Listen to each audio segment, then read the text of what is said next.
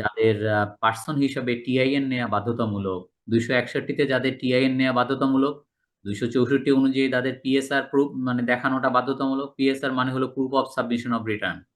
তাদের প্রত্যেককে রিটার্ন দাখিল করতে হবে। সুতরাং আপনি অন্য অন্য জায়গায় না পড়লেও এইখানে এসে কিন্তু ম্যাক্সিমাম লোক এই দুই জায়গায় এসে পড়ে যায়।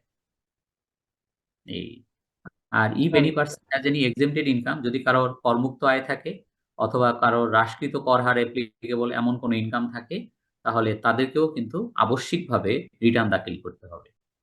এই এখন বলেন, স্যার ফিক্সড বেসটা নেই। ফিক্সড বেস হলো বাংলাদেশের ঠিকানা। যেমন হয় কি, ধরেন হৈমন্তী শুক্লা একজন কলকাতার একজন শিল্পী, বাংলাদেশে গান গাইতে আসছিল।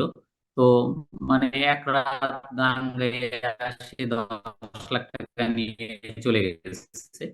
তো 10 লাখ টাকা নিয়ে যাওয়ার সময় সে নন রেসিডেন্ট হিসাবে বাংলাদেশে 30% টিডিএস করে রাখা হবে, যে অর্গানাইজেশন তাকে নিয়ে আসছে। কিন্তু তাকে বাংলাদেশে রিটার্ন দাখিল করতে হবে না, যেহেতু মানে হৈমন্তী শুক্লার বাংলাদেশে কোনো ঠিকানা নাই, কোনো ফিক্সড বেজ নাই। সুতরাং তাকে রিটার্ন দাখিল করতে হবে না। কিন্তু কোনো নিবাসী, যেমন একজন বিদেশি ইন্ডিয়ান একজন নাগরিক বাংলাদেশের একটা ফ্যাক্টরিতে 4 বছরের তো তার রিটার্ন দাখিল করতে হবে। সে নন রেসিডেন্ট হয়েছে, তাতে কি হয়েছে? তার তো বাংলাদেশে এখন একটা 4 বছরের জন্য আসছে, তার একটা ঠিকানা হয়েছে, সে একটা বাসা নিয়েছে ইত্যাদি, যাই হোক একটা কোম্পানি ঠিকানা আছে। এই হলো বিষয় আর কি। ঠিক আছে। স্যার এখানে প্রথমে যেটা আছে এনি রেসিডেন্ট, তো এনি রেসিডেন্টের মধ্যে তো সবাই পারে, তাহলে তো সেই হিসাবে সবাইকে ট্যাক্স দাখিল করতে, রিটার্ন দাখিল করতে হবে প্রতি বছর। হ্যাঁ, বটে, any resident or non resident is having fixed base in Bangladesh, মানে ওই অর্থে। তার মানে আপনি যেটা বলতে চাচ্ছেন ওই অর্থে না যে বাংলাদেশের প্রতিটা নিবাসী, মানে একজন রিকশাওয়ালা, মানে তার সেই বাংলাদেশের নিবাসী, তাকেও রিটার্ন দাখিল করতে হবে। আসলে জিনিসটা তা বলে নাই। ওই 3.5 লাখের ভিতরে না পড়লে আপনাকে দিতে হবে না। এটার সঙ্গে আপনার 3.5 লাখ টাকা মিলিয়ে পড়তে হবে। স্যার আরেকটা কোশ্চেন ছিল, অ্যাসোসিয়েশন অফ পার্সন, এটা স্যার একটু বুঝি নেই। হ্যাঁ, এওপি অ্যাসোসিয়েশন মানে জেভি, জয়েন্ট ভেঞ্চার, দুইটা কোম্পানি যদি মিলিত হয় তাকে একটা এওপি বলে, বা দুইজন ব্যক্তি যদি মিলিত হয় একটা ভেঞ্চারে, তখন ওটাকে এওপি বলে আর কি। এই এবং এওপি ট্যাক্স রেট কিন্তু কোম্পানি ট্যাক্স রেট।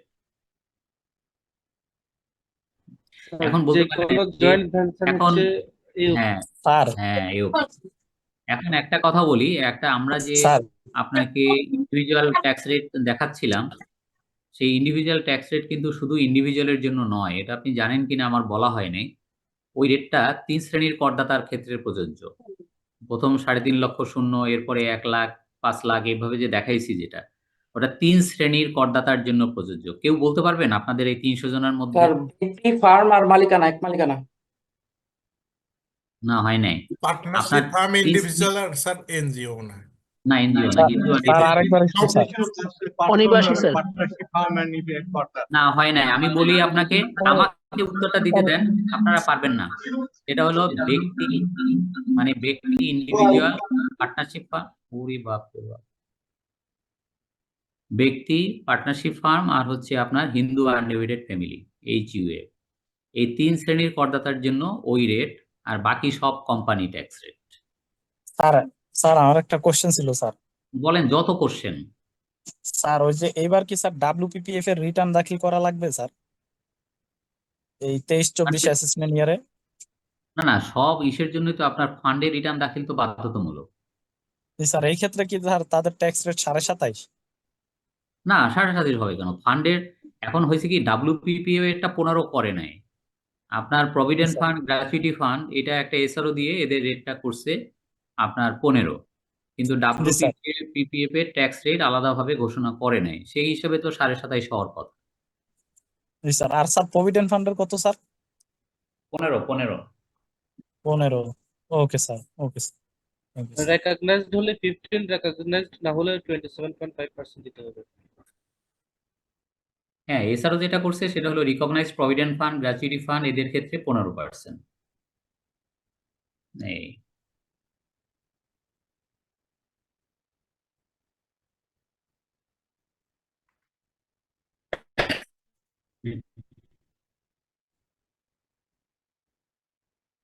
আচ্ছা, এখন দেখেন কাকে কাকে রিটার্ন দাখিল করতে হবে না। এতক্ষণ ধরে বলা হয়েছে যে কাকে না কাকে কাকে। নাম্বার 1, পাবলিক বিশ্ববিদ্যালয়, ঢাকা বিশ্ববিদ্যালয়, জগন্নাথ বিশ্ববিদ্যালয়, জাহাঙ্গীরনগর বিশ্ববিদ্যালয় ইত্যাদি। তো বিশ্ববিদ্যালয়কে রিটার্ন দাখিল করতে হবে না, কিন্তু বিশ্ববিদ্যালয়ের যারা শিক্ষক বা যারা কর্মকর্তা তাদের কিন্তু রিটার্ন দাখিল করতে হবে। তাদেরকে মাফ করেনি, শুধু বিশ্ববিদ্যালয়ের একটা সিঙ্গেল রিটার্নটাকে মাফ করছে। এটা হলো 1 নাম্বার। 2 নম্বরে হলো এমপিওভুক্ত শিক্ষা প্রতিষ্ঠান যারা ইংলিশ ভার্সন কারিকুলাম ফলো করে না, তাদেরকে রিটার্ন দাখিল করতে হবে না। 3 number Bangladesh bank. 4 number local authority, মানে অথরিটি বলতে এখানে মিন করছে লোকাল গভর্নমেন্ট, বিশেষ করে যেমন সিটি কর্পোরেশন, পৌরসভা, ইউনিয়ন পরিষদ, এদেরকে রিটার্ন দাখিল করতে হবে না। 4 number statutory government authority or autonomous body who has no income other than fund received from government and interest income, মানে গভর্নমেন্টের কিছু কিছু স্ট্যাটুটরি বডি আছে যারা শুধু গভর্নমেন্টের ফান্ড দিয়ে চলে। স্যার এই ক্ষেত্রে এনবিআর কোনটার মধ্যে পড়ছে স্যার? হুম স্যার মানে statutory government authority or autonomous body was no other income other than, এই তো হ্যাঁ এনবিআর এটার মধ্যে পড়ছে। এনবিআর পড়ছে এরকম অনেক পড়ছে আপনার, অ্যাটমিক এনার্জি কমিশন, তারপরে দুদক, দুর্নীতি দমন কমিশন, ইলেকশন কমিশন, এরকম অনেক কিছু আছে, অনেক অটোনমাস বডি আছে যারা এটার মধ্যে পড়ছে, যারা শুধু গভর্নমেন্টের টাকায় চলে। তারপরে দেখেন government provident fund and government pension fund, এদেরকে রিটার্ন দিতে হবে না, বাট প্রাইভেট প্রভিডেন্ট ফান্ড বা গ্র্যাচুইটি ফান্ড তাদের কিন্তু রিটার্ন দাখিল থেকে অব্যাহতি দেয়নি। তারপরে G number Haimanti Shukla, a non resident individual having no fixed base in Bangladesh, যার বাংলাদেশে কোনো ঠিকানা নাই, তাকে রিটার্ন দিতে হবে না। তার যদি বাংলাদেশে আয় হয় ট্যাক্স হবে, ট্যাক্স কেটে রাখা হবে, কেটে রেখে সরকারি কোষাগারে হৈমন্তী শুক্লার নামে জমা হবে, কিন্তু তার মানে এই না যে তাকে রিটার্ন দিতে হবে বাংলাদেশে একটা, সেটা হবে না। আর শেষ নাম্বার যেটা, সেটা হলো এনবিআর যদি কাউকে রিটার্ন দাখিল থেকে অব্যাহতি দিয়ে থাকে তাহলে তো তাকে রিটার্ন দিতে হবে না। এই আসসালামু আলাইকুম স্যার, একটা প্রশ্ন ছিল। বলেন। স্যার গভর্নমেন্টের যে ফান্ডের কথা বললেন স্যার, গভর্নমেন্টের কোনো ফান্ড ওরা যদি আরজিসি থেকে ইনফরমেশন পেয়ে থাকে, ওদের কি রিটার্ন জমা দেওয়া লাগে? না, এখন তার স্ট্যাটাসটা কি লিমিটেড কোম্পানি? জি, মানে লিমিটেড না, ওরা হচ্ছে একটা, আমি একটা অডিট করতেছি স্যার, মানে ওদের হচ্ছে কি বাইরে থেকে world bank থেকে হচ্ছে ওরা ফান্ড নেয়, ওই ফান্ড দিয়ে হচ্ছে ওরা কর্পোরেশন গুলাতে হচ্ছে গভর্নমেন্টের হয়ে কাজ করে। এখন ওদের তো হচ্ছে স্যার আরজিসি থেকে ইনকর্পোরেশন নেওয়া আছে, এখন ওদের না, কি এটাকে লাগবে তো, রিটার্ন কি ওটা তো দেওয়া আর এই নম্বরে লাগবে কিনা? আচ্ছা, এটা নিয়ে স্যার কনফিউজ কি ওরা, মানে ওরা নিজেরাও না, জানে দিতে না হবে আসলে কি দিতে হবে না হবে তো কিনা, এখানে এই পরিষ্কার, জন্য। আমার এই ক্লাসই তো পরিষ্কার, আপনাকে তো পরিষ্কার ভাবে বলা আছে যে কাকে কাকে দিতে হবে, কাকে কাকে দিতে হবে না, এর বাইরে তো কিছু- স্যার যেহেতু গভর্নমেন্টের হয়ে কাজ করে, না, ওরা সেটা মূলত বলা নাই ইনকামটা কোথাও। পুরোটাই গভর্নমেন্টের। তাহলে আপনি যদি এটা চান এটা ঢুকাইতে হবে এবারে আইনে। আচ্ছা, মানে ওরা বলতেছে যে এটা তো গভর্নমেন্টের হয়ে আমরা কাজ করি, এটা না, মূলত তো ইনকামটা এটা আইনে বলা গভর্নমেন্টের। নাই গভর্নমেন্টের হয়ে কাজ করে, ওটা বলা নেই, বলছে গভর্নমেন্টের ফান্ডে যারা চলে তাদের রিটার্ন দিতে হবে না। Thank you sir. স্যার আরেকটা জিনিস স্যার, এনজিও যদি স্যার হাসপাতাল হয় স্যার, এই ক্ষেত্রে সে যে ডোনেশনটা পায় ওইটার উপর তো স্যার তার কোনো ট্যাক্স দেওয়া লাগবে না, অনলি স্যার পেশেন্ট থেকে যে ইনকাম ওইটার উপরেই তো দেওয়া লাগবে নাকি স্যার? হ্যাঁ, বাংলাদেশে যত এনজিও সবার তো একইভাবে অ্যাসেসমেন্ট হয়, তাদের যে ফরেন ডোনেশন ওইটা তো ট্যাক্স ফ্রি। এবং নর্মালি ওটা জি চ্যারিটেবল স্যার, পারপাসেই ব্যয় হয়, তো ওই জন্য ওটা জি ট্যাক্স স্যার, ফ্রি হয়। আর তাদের যদি আদার ইনকাম, কোনো সেভিংস থাকে, কোনো এফডিআর থাকে, সঞ্চয়পত্র জি থাকে, স্যার, ওগুলো থেকে যে ইনকাম, স্যার পেশেন্ট দেখে ইনকাম স্যার। হ্যাঁ ওই তো আদার ইনকাম যেটা থাকে ওইটার উপরই ট্যাক্স হয়। জি স্যার, এটাও তো 27.5 স্যার। ইয়েস, 27.5। তারপরে যে অনেক প্রাইভেট কোম্পানি যে তাদের বেসিক অনেক কম দেখায়, ট্যাক্স কম দেওয়া, এমপ্লয়ীদের ট্যাক্স কম দেওয়ার জন্য ট্যাক্স প্ল্যানিং, যে এটা কি অ্যাকসেপ্টেবল? একজন শ্রমিকের যে বেতন তার থেকে যদি বেসিক কম দেখায়, এটা আইন হওয়া উচিত না? এটা ট্যাক্স ট্যাক্স ফাঁকি দেওয়াটাকে মানে অ্যাকসেপ্ট করা হলো না? বেসিক কম দেওয়া হলো, আদার অ্যালাউন্স বেশি দিল, বেসিক ধরে হলো 1200 টাকা আর অ্যালাউন্স দিতে হলো 20,000 টাকা, এটা কি কোনো ট্যাক্স প্ল্যানিং? না না না, আপনি ভুল কথা বলতেছেন, আপনি ইদানিং আমাদের এগুলো জানেন না। সেটা হলো আমি পড়াবো আগামী ক্লাসে, তখন আপনি এটা দেখবেন। সেটা হলো আগামী ক্লাসে আমার হবে ইনকাম ফ্রম স্যালারি। ওইখানে আপনি দেখবেন একজন বেতনভুক্ত কর্মচারী বা কর্মকর্তা তিনি যা বেতন ভাতাদি পান টোটালটার উপরে ট্যাক্স হবে। ওই কি মূল বেতন দিল, কি বাড়ি ভাড়া ভাতা, কি অমুক ভাতা তমুক ভাতা, ভাতা অনেক বেশি বেশি কম, ওতে কিছু যায় আসে না, ওতে কিছু যায় এগুলো আসে তো না। আগে ছিল, এখন তো নাই স্যার। হ্যাঁ, নাই, এটা উনি জানে না, সেই জন্যই ওয়ান বলতে। থার্ড নাই, ওয়ান থার্ড জানি, হ্যাঁ, আমি সবকিছু জানি, তারপরেও অনেকগুলো যেগুলোতে ফাঁকি আছে সেগুলো তো ফাঁকি দেয়। না এটা ফাঁকি না তো, এটা ফাঁকি না তো। আপনি আমাকে ঠিক আছে, ওকে ওকে। বন্ধ করেন, কথা বন্ধ করেন। শামসুল হক জনি ভাই, আপনার মাইকটা অফ করে দেন। আসসালামু আলাইকুম স্যার। স্যার আরেকটা প্রশ্ন ছিল স্যার। স্যার হুম, বলেন বলেন।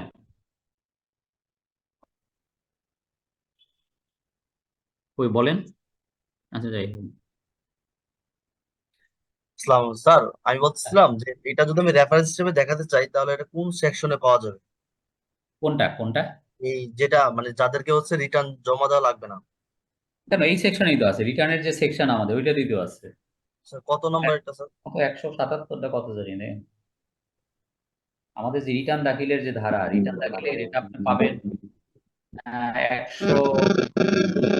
170 রিটার্ন দাখিলের চ্যাপ্টারটাই আপনি যেতে 100 পারেন। এটা হলো আপনার আমাদের চ্যাপ্টার 9, 165 থেকে শুরু। আন্ডার সেকশন 173 আমরা দাখিল করি স্যার হ্যাঁ, রিটার্ন পেমেন্ট। 166 স্যার, 166। ওই তো আপনার এই চ্যাপ্টার 9-এ পাবেন আর কি, এখানে সব আছে, এখান থেকেই পড়ানো হচ্ছে। Thank you sir.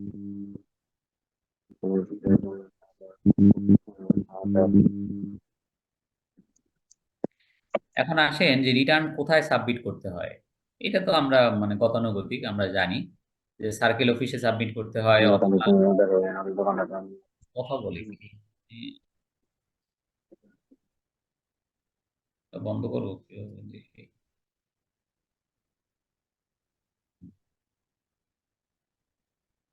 আচ্ছা, তো রিটার্ন কোথায় দাখিল করতে হয় সেটা হলো আহ, মেলায় দাখিল করা যায়, অনলাইনে রিটার্ন দাখিল করা যায়, সার্কেলে গিয়ে দাখিল করা যায়। আর বিদেশে থাকলে ওই সময় বাংলাদেশে যুদ্ধাবাস আছে বিদেশে, ওখানেও আপনার রিটার্ন নেওয়া হয়। এই 4 জায়গায় 4 ভাবে রিটার্ন সাবমিট করা যায়। এই এই স্লাইডে কোনো কোশ্চেন নাই তো? এখন আসেন যে রিটার্নের সঙ্গে কি কি ডকুমেন্ট সাবমিট করতে হয়। সেটা তো ধরেন একটা বলছি যে কোম্পানির ক্ষেত্রে কিন্তু অডিট রিপোর্ট ম্যান্ডেটরি, আর ব্যক্তির ক্ষেত্রে IT-10B এবং IT-10BB, মানে সম্পদ বিবরণী এবং জীবনযাত্রার ছক, এই দুইটা জিনিসও সাবমিট করা ম্যান্ডেটরি। তবে এখানে একটা কথা বলছে যে সম্পদ বিবরণী দাখিল করা বাধ্যতামূলক কার? যার গ্রস সম্পদ 50 লক্ষ টাকা অতিক্রম করে, যার একটা গাড়ি আছে, যার বাড়ি আছে সিটি কর্পোরেশন এলাকায়, অথবা যার বিদেশে কোনো অ্যাসেট আছে, অথবা যে যদি সে কোনো কোম্পানির শেয়ার হোল্ডার ডাইরেক্টর হয়ে থাকে। এই 5 শ্রেণীর ক্ষেত্রে ABCDE, এদের ক্ষেত্রে কিন্তু সম্পদ বিবরণী দাখিল করা বাধ্যতামূলক। হুম। আরেকটা নিচে বলছে যে পারিবারিক ব্যয়ের যে ফিরিস্তি, লাইফস্টাইল স্টেটমেন্ট, এইটা কাকে কাকে সাবমিট করতে হবে। বলছে যে যার ইনকাম 5 লক্ষ টাকার অধিক, অথবা যার গাড়ি আছে, বাড়ি আছে, ব্যবসা থেকে ইনকাম আছে, বা শেয়ার হোল্ডার ডাইরেক্টর কোনো কোম্পানি, তাদের অবশ্যই ওই ফর্মটাও ফিল আপ করতে হবে। এই স্যার অনেকে তো এই ফর্মটা শুধু লাস্ট একটা অ্যামাউন্ট লিখে দেয়, তো সেই ক্ষেত্রে কি প্রত্যেকটা ভেঙে ভেঙে লিখতে হবে, এমন কোনো বাধ্যবাধকতা আছে কিনা? না, অবশ্যই একটা ফর্ম গভর্নমেন্ট ডিজাইন করছে, এনবিআর ডিজাইন করছে, তো আপনাকে এক টানে আপনি যোগফল নামায় দিবেন তার জন্য নয়, এটা বুঝতে হবে। এখন স্যার মানে যে ফুডিং এক্সপেন্স যেমন, হুম।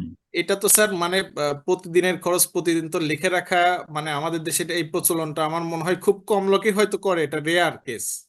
না না, আপনি আনুমানিক ফ্যামিলি এক্সপেন্ডিচারের কিছু অংশ আছে আনুমানিক, যেমন আপনার ফুডিং এক্সপেন্ডিচার, কিন্তু তারপর কত টাকা বাড়ি ভাড়া দিয়ে থাকেন সেটা তো ঠিক আছে, তারপর ইলেকট্রিসিটি, গ্যাস, ওয়াটার, তারপরে ফরেন ট্রাভেল, কিছু কিছু আছে ডকুমেন্টেড, আর কিছু আছে যার কোনো ডকুমেন্ট নাই, যেগুলো ডকুমেন্ট লাগে না সেগুলো আন্দাজে লিখে দিলেই হয়। জি স্যার। এই, তো অনেক ক্ষেত্রে আবার বলে যে ডিসিটি স্যাররা বলেন যে আপনার লাইফ স্টাইলের সাথে আপনার ফ্যামিলি এক্সপেন্ডিচারের খরচটা হচ্ছে সামঞ্জস্যপূর্ণ নয়। এগুলো দেখার জন্যই তো একজন ডিসিটি আছে, নাহলে তো ডিসিটির কোনো কাজে লাগতো না।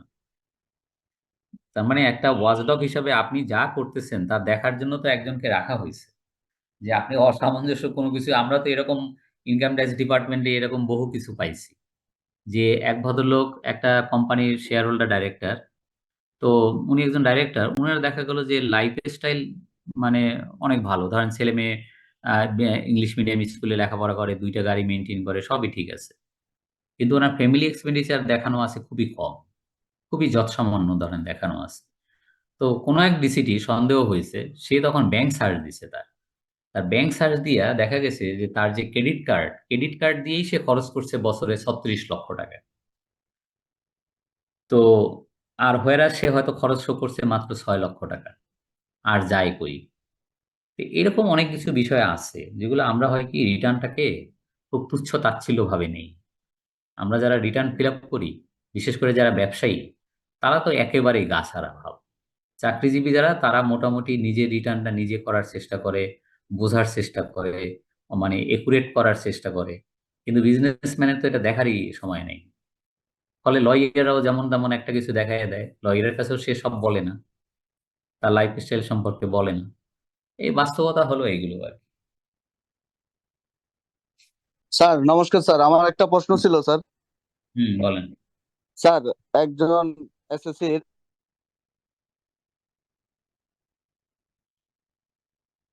7 লাখ টাকা, উনি গত 6 বছর বা 7 বছর ধরে ধরেন স্যার গ্রামে কৃষি জমি